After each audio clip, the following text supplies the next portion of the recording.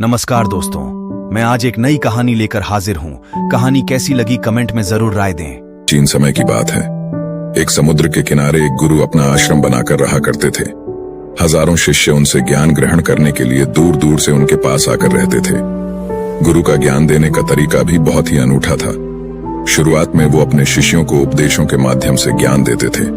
उसके बाद वो अपने शिष्यों को उस ज्ञान का अनुसरण करने के लिए कहते थे।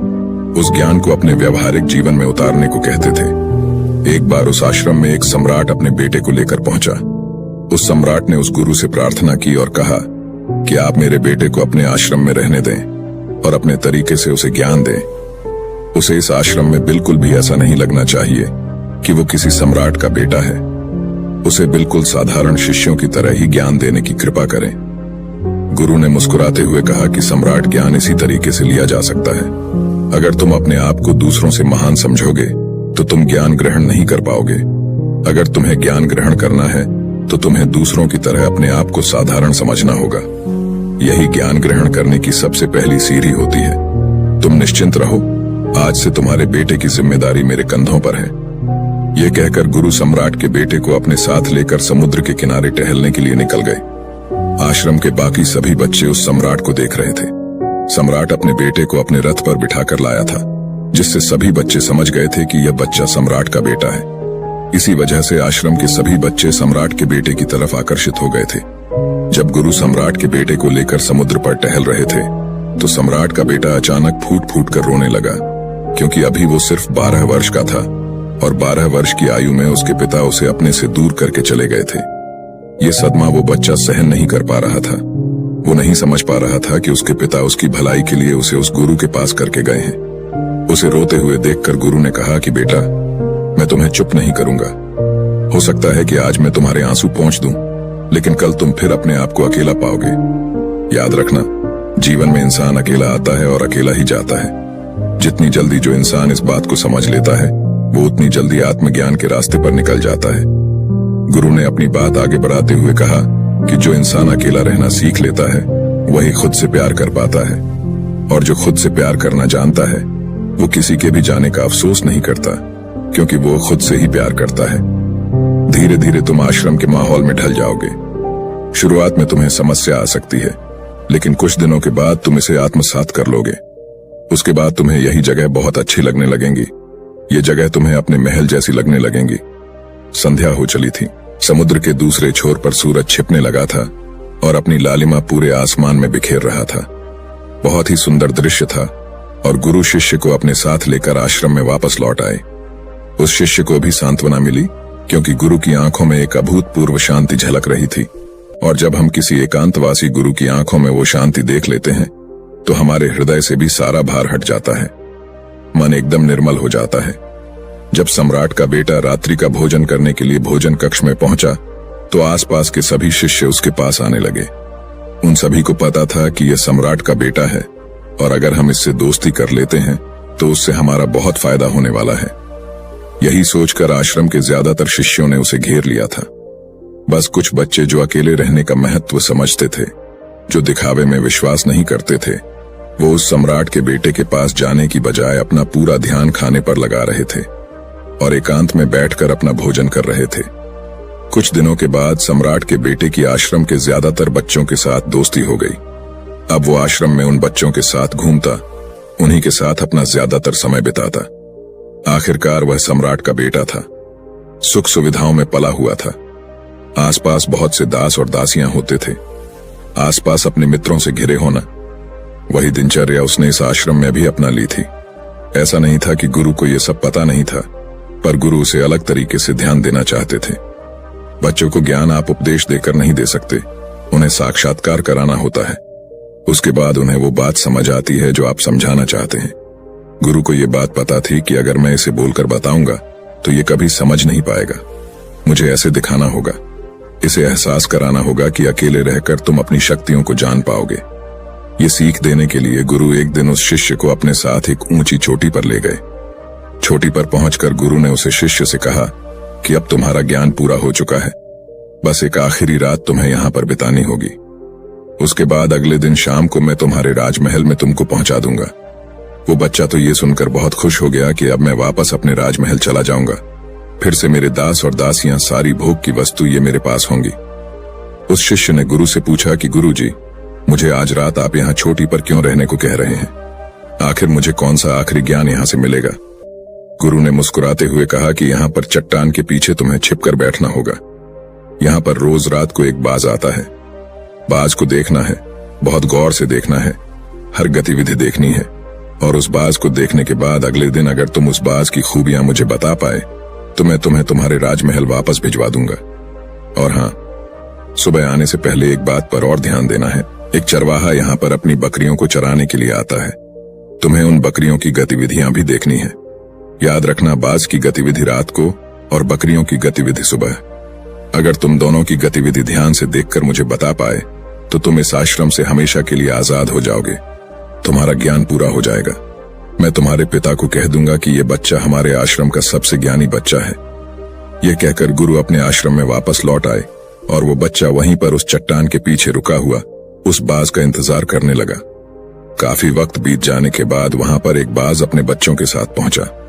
सम्राट के बेटे ने पूरी रात उस बाज की गतिविधि बहुत ध्यानपूर्वक देखी और सुबह होने के बाद जब चरवाहा वहां पर अपनी बकरियों को लेकर पहुंचा तो उसने एक अभूतपूर्व दृश्य देखा। उसने देखा कि वो बाज बकरी के एक मेमने को अपने पंजों में दबाकर आसमान में चला गया। उसने उस बकरी के बच्चे का शिकार कर लिया था। ये सारा दृश्य देखकर वो बच्चा आश्रम में वापस अपने गुरु के पास पहुंचा। इससे पहले कि गुरु उससे कुछ पूछते, उसने गुरु को प्रणाम करते हुए कहा कि गुरुदेव, आप आश्रम के सभी बच्चों को यहाँ पर बुला लीजिए। मैं सब लोगों को बताना चाहता हूँ कि मैंने क्या देखा। जब आश्रम के सभी बच्चे वहां पर पहुंच गए तो उस सम्राट के बेटे ने कहना शुरू किया कि मैंने अपने जीवन में बहुत से पक्षियों को देखा है, लेकिन बाज उन सभी पक्षियों में से सबसे अद्भुत और सबसे अलग होता है। उदाहरण के लिए एक तोता हम सभी ने देखा है। तोता बोलता तो बहुत है, लेकिन कभी ऊंचा आसमान में नहीं जा पाता। लेकिन एक बाज जो कि हर समय शांत रहता है, वो आकाश को भी छू सकता है। उसमें आकाश को छू लेने का सामर्थ्य होता है। जब भी एक बाज अपने शिकार को निश्चित कर लेता है तो वह उसी शिकार पर अपनी नजरें लगाए रहता है, चाहे वो कितनी भी ऊंचाई पर क्यों ना हो, चाहे कितना भी खतरनाक तूफान क्यों ना आ जाए, लेकिन उसकी नजर हमेशा अपने लक्ष्य पर स्थिर रहती है। आज सुबह जिस बाज को मैंने देखा, उसने हर बकरी को अपना शिकार नहीं बनाया, बल्कि उस बकरी के झुंड में से उसने उस बकरी के मेमने को अपना शिकार बनाया। पहली बात, उस बाज की तरह हमें भी अपना ध्यान अपने एक ही लक्ष्य पर स्थिर रखना चाहिए। चाहे कितनी भी रुकावट क्यों ना आए, हमें अपना लक्ष्य स्पष्ट दिखाई देना चाहिए, पर पूरी एकाग्रता के साथ ध्यान देना चाहिए। तीसरी बात जो मैंने उस बाज से सीखी और जो हम सभी को सीखनी चाहिए, वह यह है कि बाज कभी भी दूसरे पक्षी के साथ नहीं रहता। वो हमेशा आकाश में अकेला रहता है। इससे हमें यह सीख लेनी चाहिए कि हमें कभी भी छोटी सोच वाले लोगों के साथ नहीं रहना चाहिए। आखिरकार हम भी वही बन जाते हैं जिनके साथ हम रहते हैं। इसीलिए या तो महान सोच वालों के साथ रहो या फिर अकेले, क्योंकि जब हम अकेले रहते हैं तभी हम खुद की ताकत और खुद की कमजोरियों को जान पाते हैं।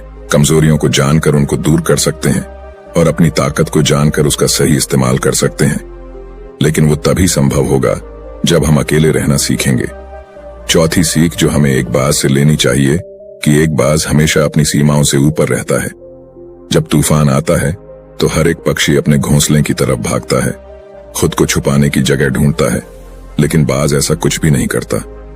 वो खुद की सीमाओं को हटाकर बादलों से भी ऊपर जाने का प्रयास करता है। हवाएं उसे धक्का मारती है, पंख उसके भारी हो जाते हैं, पानी और धूल की वजह से कुछ दिखाई नहीं देता, लेकिन वो फिर भी आसमान की तरफ जाता रहता है और अंततः बादलों से भी ऊपर निकल जाता है और वहां तब तक ऊपर जाता रहता है जब तक मौसम ठीक नहीं हो जाता। अपनी सीमाओं को सिर्फ इसलिए हटा पाता है क्योंकि वो समस्या के आने पर उससे घबराता नहीं है, उसे डर कर बचने का प्रयास नहीं करता, बल्कि एक सकारात्मक नजरिए के साथ उसका सामना करता है। जीवन में चाहे कितनी भी रुकवाटें क्यों ना आए, हमें उन रुकवटों को हराना चाहिए, न कि उनसे डरकर कहीं छुप कर बैठना चाहिए। बहादुर तो वो लोग होते हैं जो तूफानों से टकरा जाते हैं, कायर तो अपने घर में, अपने घोंसले में, अपनी जगह में आराम से बैठ जाते हैं। पांचवी बात जो हमें एक बाज से सीखनी चाहिए कि बाज कभी भी अपने घोंसले में घास के कोमल तिनके नहीं रखता। जो तिनके कोमल होते जाते हैं वो उन्हें निकालकर फेंकता रहता है। उसी तरह चाहे कितनी भी आरामदायक जिंदगी आपको मिली हो, लेकिन उस आराम से ऊपर उठकर अपने आलस्य को हटाकर जीवन में मेहनत करते रहना चाहिए।